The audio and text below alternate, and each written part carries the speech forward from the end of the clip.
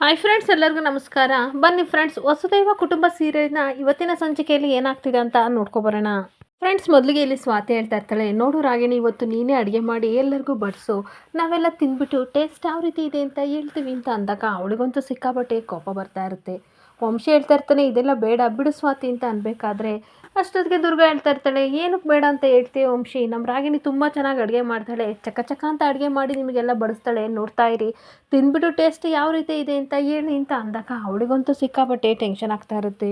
ಹಾಗೆ ಅಡುಗೆನ ಮಾಡ್ತೀಯ ಅಲ್ವಾ ರಾಗಿಣಿ ಅಂತ ದುರ್ಗಾ ಕೇಳ್ತಿರ್ಬೇಕಾದ್ರೆ, ಓಕೆ ಇಟ್ಸ್ ಓಕೆ, ನಾನು ಮಾಡ್ತೀನಿ, ಮನೆಯವ್ರಿಗೆಲ್ಲ ಪ್ರೀತಿಯಿಂದ ಅಡುಗೆ ಮಾಡ್ತೀನಿ, ಆದರೆ ಒಂದು ಚಾಲೆಂಜು ಏನು ಗೊತ್ತಾ, ನಾನು ಚೆನ್ನಾಗಿ ಅಡುಗೆ ಮಾಡ್ತೀನಿ, ಅದನ್ನೆಲ್ಲ ತಿಂದು ನೀವು ಟೇಸ್ಟ್ ಯಾವ ರೀತಿ ಅಂತ ಹೇಳಬೇಕು.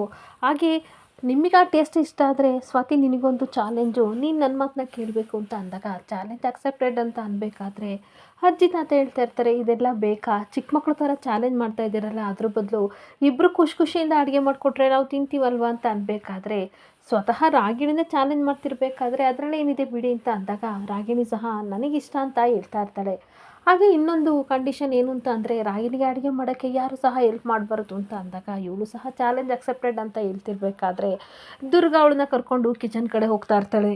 ಹಾಗೆ ವಂಶಿ ಪಕ್ಕ ಬಂದು ಸ್ವಾತಿ ಕೂತಿರ್ಬೇಕಾದ್ರೆ, ಅಲ್ಲ ಇದೆಲ್ಲ ನಿನಗೆ ಬೇಕಿತ್ತಾ, ಒಂದು ವೇಳೆ ಅವಳು ಕೈ ರುಚಿ ಏನಾದರೂ ತುಂಬ ಚೆನ್ನಾಗಿದ್ದು ಎಲ್ಲರನ್ನೂ ಇಂಪ್ರೆಸ್ ಮಾಡಿದರೆ ನೀನು ಅವಳು ಮಾತನ್ನ ಕೇಳ್ತೀಯಾ, ಹೇಳ್ದಂಗೆ ಕೇಳಬೇಕಾಗುತ್ತೆ, ಏನಕ್ಕೆ ಈ ಡಿಸಿಷನ್ ತೊಗೊಂಡೆ ಅಂತ ಅನ್ಬೇಕಾದ್ರೆ, ಏನಿಲ್ಲ ನನಗೆ ತುಂಬ ಚೆನ್ನಾಗಿ ಗೊತ್ತು ಈ ರಾಗಿಣಿ ಏನು ಅಂತ, ಈ ಸ್ವಾತಿ ಬಗ್ಗೆ ನೀವು ಅರ್ಥನೇ ಮಾಡ್ಕೊಂಡಿಲ್ಲ ವಂಶಿಯವರೇ, ಹಿಂದೆ ಮುಂದೆ ನಾನು ಯೋಚನೆ ಮಾಡದೆ ಮಾತಾಡಲ್ಲ, ಖಂಡಿತ ಅವಳು ಟೇಸ್ಟ್ ಮಾಡಲ್ಲ, ನೋಡಿ ಎಲ್ಲರೂ ಫಸ್ಟು ತಿನ್ನಲಿ ಆಮೇಲೆ ಡಿಸಿಷನ್ನ ತೊಗೋತೀನಿ ಅಂತ ಅಂದಾಗ ನೋಡೋಣ ಸ್ವಾತಿ ನಿನ್ನ ಕಾನ್ಫಿಡೆನ್ಸ್ ಗೆಲ್ಲುತ್ತಾ ಅಥವಾ ಅವಳು ಕೈ ರುಚಿ ಗೆಲ್ಲುತ್ತಾ ಚಾಲೆಂಜ್ ಅಂತ ವಂಶನೂ ಸಹ ಹೇಳ್ತಾ ಇರ್ತಾನೆ.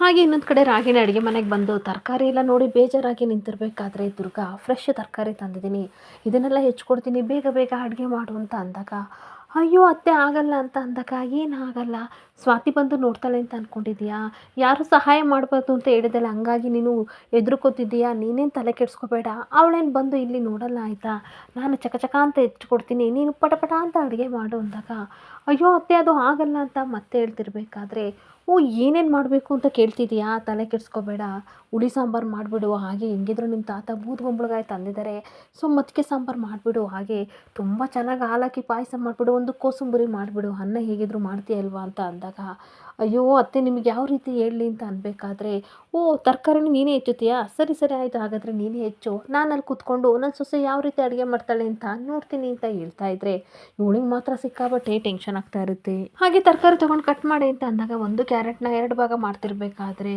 ಓ ಮೈ ಗಾಡ್ ಅಂತ ದುರ್ಗಾ ಟೆನ್ಷನ್ ಮಾಡ್ಕೋತಾ ಇರ್ತಾಳೆ.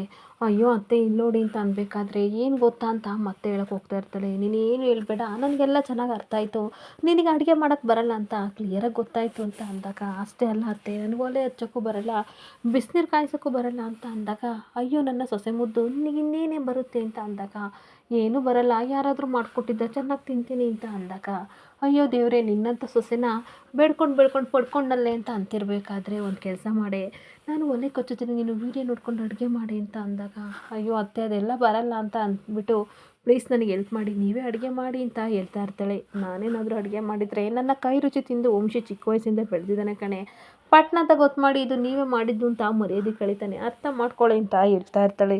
ಹಾಗೆ ಮತ್ತೆ ರಾಗಿಣಿ ಹೇಳ್ತಾ ಇರ್ತಾಳೆ, ಅತ್ತೆ ನನಗೊಂದು ಐಡಿಯಾ ಬಂತು ಅಂತ ಅಂದಾಗ, ಏನೇ ಸೊಸೆ ಮುದ್ದು ಅಂತ ಅನ್ಬೇಕಾದ್ರೆ ನಾವು ಆರ್ಡರ್ ಮಾಡಿಬಿಡೋಣ, ಫುಡ್ಡು ಆರ್ಡರ್ ಮಾಡಿದರೆ ಯಾರಿಗೂ ಏನೂ ಗೊತ್ತಾಗಲ್ಲ ಅಂತ ಅಂದಾಗ, ಗುಡ್ ಐಡಿಯಾ ಕಣೆ, ನಿನ್ನ ತಲೆ ತಗೊಂಡೋಗಿ ಮ್ಯೂಸಿಯಮಲ್ಲಿ ಇಡಬೇಕು, ಬೇಗ ಆರ್ಡರ್ ಮಾಡು ಅಂತ ಅಂದಾಗ ಸಿಕ್ಕಾಬಟ್ಟೆ ಫುಡ್ನ ಆರ್ಡರ್ ಮಾಡಿರ್ತಾಳೆ. ಹಾಗೆ ದುರ್ಗಾ ಹೇಳ್ತಾ ಇರ್ತಾಳೆ, ಈ ರೀತಿ ಇದ್ದರೆ ಅಡುಗೆ ಮಾಡಿಲ್ಲ ನಿನಗೆ ಬರಲ್ಲ ಅಂತ ಅನ್ಕೋತಾರೆ ಕಣೆ, ಕಸೆ ಇಲ್ಲ ಅರ್ಬೆ ಈ ಥರ ತರಕಾರಿ ಎಲ್ಲ ಕಟ್ ಮಾಡಿ ಅಂತ ಹೇಳ್ಕೊಡ್ತಿರ್ಬೇಕಾದ್ರೆ ಸ್ವಾತಿ ಬಂದು ಅಬ್ಸರ್ವ್ ಮಾಡ್ತಾ ಇರ್ತಾಳೆ. ಅವಳು ತರಕಾರಿ ಕಟ್ ಮಾಡೋದನ್ನ ನೋಡಿ ಇವಳಿಗಂತೂ ಸಿಕ್ಕಾಪಟ್ಟೆ ಟೆನ್ಷನ್ ಆಗ್ತಾ ಇರುತ್ತೆ. ಇವಳು ಮನುಷ್ಯರಿಗೆ ಅಡುಗೆ ಮಾಡ್ತಿದ್ದಾಳೋ ಅಥವಾ ದನಗಳಿಗೆ ಏನಾದ್ರು ಮೇವು ಹಾಕೋಕ್ಕೆ ಕಟ್ ಮಾಡ್ತಿದ್ದಾಳೋ ಒಂದು ಗೊತ್ತಿಲ್ಲ, ಇದನ್ನು ತಿಂದು ಯಾರಿಗೂ ಮನೇಲಿ ಹೆಲ್ತ್ ಹಾಳಾಗ್ತಿದ್ರೆ ಅಷ್ಟೇ ಸಾಕು ಅಂತ ಮನಸ್ಸಲ್ಲಿ ಅಂದ್ಕೊಂಡು ಹೋಗ್ತಾ ಇದ್ರೆ ಇವರಂತೂ ಸಿಕ್ಕಾಪಟ್ಟೆ ಖುಷಿಯಿಂದ ತಪ್ಪಾಗಿ ತರಕಾರಿನ ಕಟ್ ಮಾಡ್ತಾ ಇರ್ತಾರೆ. ಹಾಗೆ ಅದೇ ಸಮಯಕ್ಕೆ ಫುಡ್ ಡೆಲಿವರಿ ಬಂದು ಫುಡ್ ತಂದ್ಕೊಟ್ಟ ತಕ್ಷಣ ಇವರಿಬ್ರು ತೊಗೊಂಡು ಒಳಗಡೆ ಬರ್ತಾ ಇರಬೇಕಾದ್ರೆ ಅಷ್ಟೊತ್ತಿಗೆ ಅಜಯ್ ವಂಶಿ ಹೊರಗಡೆ ಬರ್ತಾರೆ. ಅವರಿಬ್ಬರು ಆಫೀಸ್ ಬಗ್ಗೆ ಡಿಸ್ಕಸ್ ಮಾಡ್ತಿರ್ಬೇಕಾದ್ರೆ ಕದ್ದು ಮುಚ್ಚಿ ಗಿಡದ ಸಂದಿ ಇವರಿಬ್ಬರು ಬಚ್ಚಿಟ್ಕೋತಾರೆ. ಹಾಗೆ ಒಂದು ರೌಂಡ್ ವಾಕ್ ಮಾಡೋಣ ಬನ್ನಿ ಬ್ರೋ ಅಂತ ಅಜಯ್ ವಂಶಿನ ಕರ್ಕೊಂಡು ಹೋಗ್ತಿರ್ಬೇಕಾದ್ರೆ ಖುಷಿಯಿಂದ ಫುಡ್ನ ಒಳಗಡೆ ತಗೊಂಡು ಬರ್ತಿರ್ತಾಳೆ. ಅದೇ ಸಮಯಕ್ಕೆ ಪ್ರೀತಿ ಪುಟ್ಟ ಬರ್ತಾಳೆ.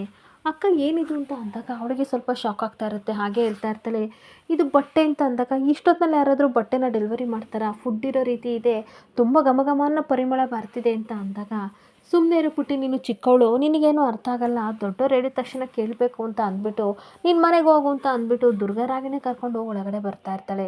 ಹಾಗೆ ಊಟಕ್ಕೆ ಅಂತ ಡೈನಿಂಗ್ ಟೇಬಲ್ ಮೇಲೆ ಎಲ್ಲ ವೆರೈಟಿನ ತಿಂಡಿನ ರೆಡಿ ಮಾಡಿಟ್ಟಿರ್ತಾಳೆ. ಹಾಗೆ ಇನ್ನೊಂದು ಕಡೆ ಎಲ್ಲರಿಗೂ ಸಹ ಊಟನ ಬಡಿಸ್ತಾ ಇರ್ತಾಳೆ. ಪ್ರೀತಿಯಿಂದ ಎಲ್ಲರೂ ತಿಂತಾ ಇರ್ತಾರೆ, ಎಲ್ಲರೂ ತುಂಬ ಹೊಗಳ್ತಾ ಇರ್ತಾರೆ. ತುಂಬ ಅಂದರೆ ತುಂಬ ಚೆನ್ನಾಗಿದೆ ರಾಗಿಣಿ, ನೀನು ಈ ರೀತಿ ಅಡುಗೆ ಮಾಡ್ತೀಯಾ ಅಂತ ನಮಗೆಲ್ಲ ಗೊತ್ತಿಲ್ಲ ಅಂತ ಅಜ್ಜಿ ತಾತ ಹೇಳ್ತಿರ್ತಾರೆ. ಹಾಗೆ ವೀಕ್ಲಿ ಒನ್ಸ್ ನೀನು ಮಾಡಲೇಬೇಕು ಅಂತ ಅಂದಾಗ ರಾಗಿಣಿಗೆ ಮತ್ತಷ್ಟು ಟೆನ್ಷನ್ ಆಗ್ತಾ ಇರುತ್ತೆ.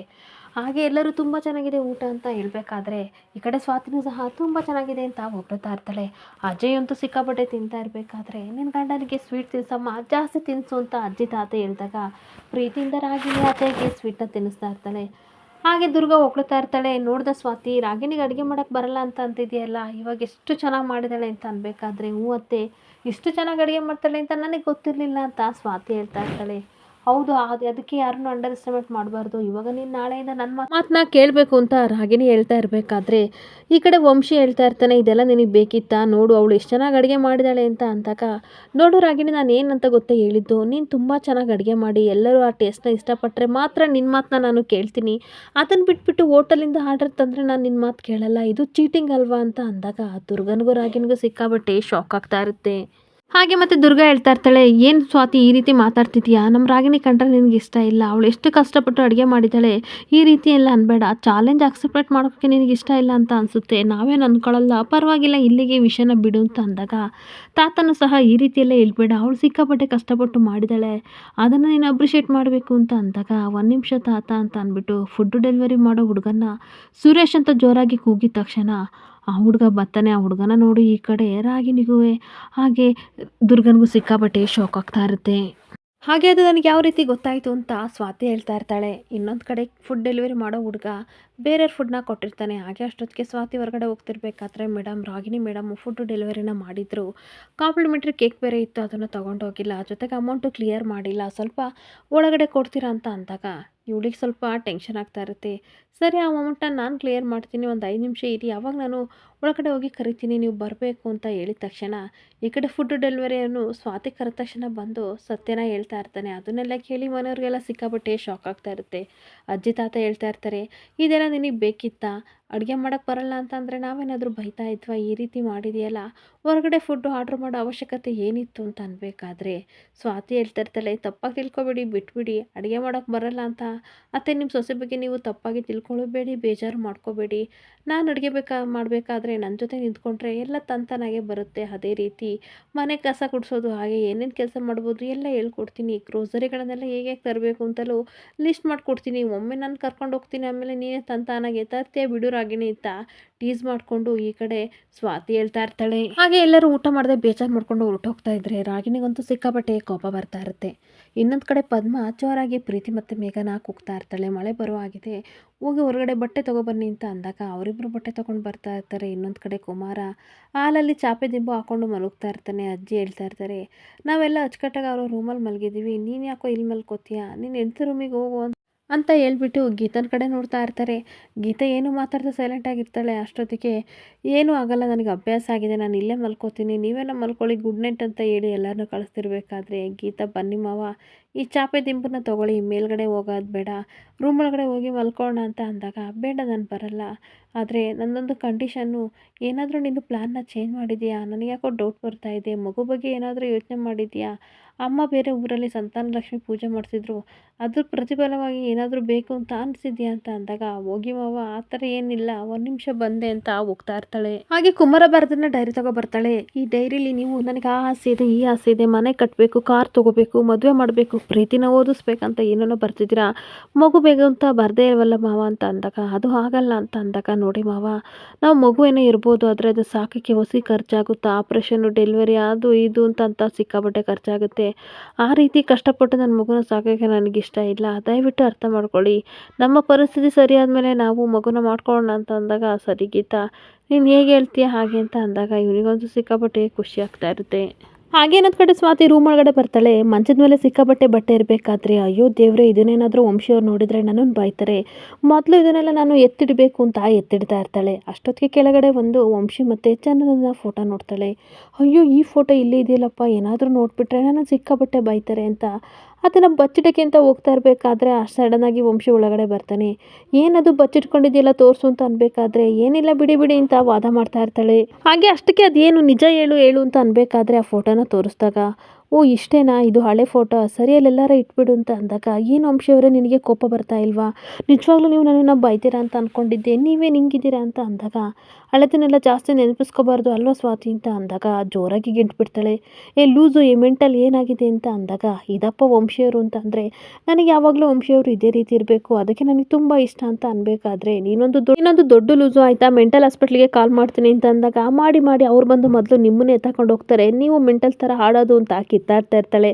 ಅಷ್ಟೊತ್ತಿಗೆ ಅಜ್ಜಿ ಬರ್ತಾರೆ. ಏನ್ರೋ ನೀವಿಬ್ರು ಈ ರೀತಿ ಕಿತ್ತಾಡ್ತೀರಾ, ಕಿತ್ತಾಡೋದನ್ನ ಬಿಟ್ಟು ಬಿಸಿ ಹಾಲನ್ನ ಕುಡಿದು ಮಲಗ್ರು ಅಂತ ಅಂದಾಗ ಅಷ್ಟೊತ್ತಿಗೆ ಭವಾನಿ ನೀನೇನಕ್ಕೆ ಹಾಲು ತಂದೆ ಅಂತ ವಂಶಿ ಕೇಳ್ತಾ ಇರ್ತಾನೆ.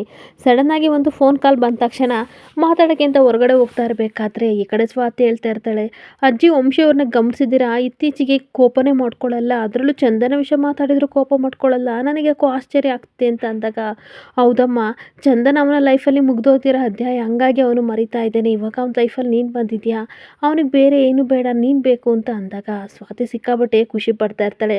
ಹಾಗೆ ಒಂದು ತಾಯ್ತೆ ಏನಾದರೂ ತಂದ್ಕೊಡಿ ಅಂತ ಅಂದಾಗ ತಾಯ್ತೆ ಗೀತೆ ಏನು ಬೇಡ, ಅವನ ಲೈಫಲ್ಲಿ ಲೈಫ್ ಲಾಂಗ್ ನೀನಿದ್ರೆ ಅವನು ಹ್ಯಾಪಿ ಅಂತ ಅನ್ಬೇಕಾದ್ರೆ ಆ ಮಾತನ್ನ ಕೇಳ್ಕೊಂಡು ವಂಶಿ ಸಿಕ್ಕಾಬಟ್ಟೆ ಖುಷಿ ಪಡ್ತಾ ಇರ್ತಾನೆ. ಇಲ್ಲಿಗೆ ಸಂಚಿಕೆ ಎಂಡ್ ಆಗ್ತದೆ. Thank you for the watching friends.